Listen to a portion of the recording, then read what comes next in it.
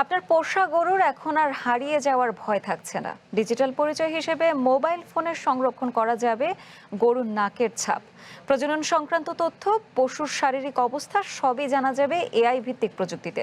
শুধু পশুপালন নয়, ফসল উৎপাদনেও এখন ব্যবহার শুরু হয়েছে কৃত্রিম বুদ্ধিমত্তার। ড্রোনের ছবিতেই জানা যাবে জমির আর্দ্রতা, মাটির পুষ্টিগুণ। সীমিত পরিসরে চালু হওয়া এমন প্রযুক্তির ব্যবহার বাড়াতে প্রয়োজন সরকারের নজরদারির। সাধারণত মানুষের আঙ্গুলের ছাপ যেমন আলাদা হয়, তেমনি গরুর নাকের উপরিভাগের অংশ ইউনিক ও আলাদা হয়। ফলে গরুর নাকের ছাপ সংরক্ষণের মাধ্যমে ডিজিটাল পরিচয় ও প্রজনন সংক্রান্ত সকল তথ্য সংরক্ষণ করা সম্ভব। এআই ভিত্তিক এমন প্রযুক্তির পরীক্ষামূলক ব্যবহার শুরু করেছে বাংলাদেশ কৃষি গবেষণা কাউন্সিল। এর মাধ্যমে একদিকে যেমন মালিকানা নিশ্চিত হবে, অন্যদিকে পশুর টিকা সংক্রান্ত তথ্য, স্বাস্থ্যসেবা, রোগ নিয়ন্ত্রণ, এমনকি চুরি প্রতিরোধ করা যাবে। ছাড়াও মালিকানার ক্ষেত্রে যারা ধরেন বাথানে শত শত গরু যেখানে চলে, মালিকানা অনেক সময় ঝামেলা হতে পারে, তো আমাদের এই অ্যাপসটা মোবাইল দিয়ে এটা চালানো যায়। মাঝে দেখে এটা বলে দিতে পারে যে না, এটা কার গরু।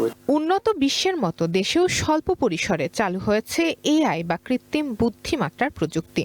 তবে তা ব্যাপক পরিসরে নয়, বরং গবেষণার কাজে এটি ব্যবহার করছে সরকারি বেসরকারি প্রতিষ্ঠান। এই যেমন ড্রোন বা স্যাটেলাইটের ছবি বিশ্লেষণ করেই জানা সম্ভব ফসলের জমির আর্দ্রতা।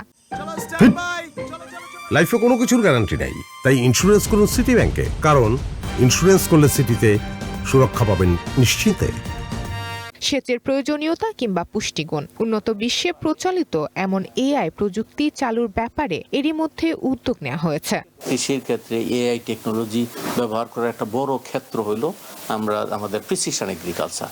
আমরা প্রিসিশন এগ্রিকালচারে যদি আমরা যেতে পারি, এখন আমাদের যে প্রোডাকশন আছে, প্রোডাকশনকে আমরা অনেক দূর কিন্তু আমরা এগিয়ে যেতে পারব। উন্নত বিশ্বে এমন নানা এআই প্রযুক্তির এরই মধ্যে ব্যাপক প্রচলন শুরু হলেও বাংলাদেশে কৃষিতে এআই এর ব্যবহার একেবারে প্রাথমিক পর্যায়ে। ফলে আধুনিক কৃষির যুগে কৃত্রিম বুদ্ধিমত্তার ব্যবহার না বাড়ালে পিছিয়ে পড়তে হবে বলে মত খাত সংশ্লিষ্টদের। আগামী দিনের যে কৃষি, সেই কৃষিকে যদি আমরা সাস্টেনেবল করতে চাই, প্রফিটেবল করতে চাই এবং রিস্ক ফ্রি করতে চাই, এইভাবে ক্লাইমেট রেজিলিয়েন্ট যদি আমরা করতে চাই, তাহলে আমাদেরকে এআই টেকনোলজি যে আমাদের সামনে আছে সেইটা নিয়ে আমাদের দ্রুত কাজ করা উচিত। আমরা যদি বিদেশি মডেল বা সেটা দিয়ে যদি আমাদের দেশের ডাটা ডায়াগনোসিস করতে যাই, তাহলে এটা হবে না। এটাকে আমাদের লোকালাইজ করতে হলে আরো প্রচুর দেশের ডেটা, অর্থাৎ কোনটা কোন ডিজিজ, ওটাও ঠিকমতো আইডেন্টিফাই করে দিতে হবে। বিশ্লেষকরা বলছেন, ব্যক্তি বা প্রাতিষ্ঠানিক পর্যায়ে নয়, কৃষিতে এআই এর ব্যবহার বাড়াতে উদ্যোগ নিতে হবে সরকারকে।